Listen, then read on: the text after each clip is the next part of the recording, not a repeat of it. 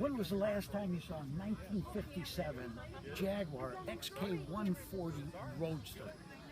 Beautiful car, concourse quality. And what about this gorgeous 1940 Dodge Street Rod? Look at the paint on this car. It is just exquisite. And it's got a big block Chevrolet in it, and you gotta see the interior. Beautiful red.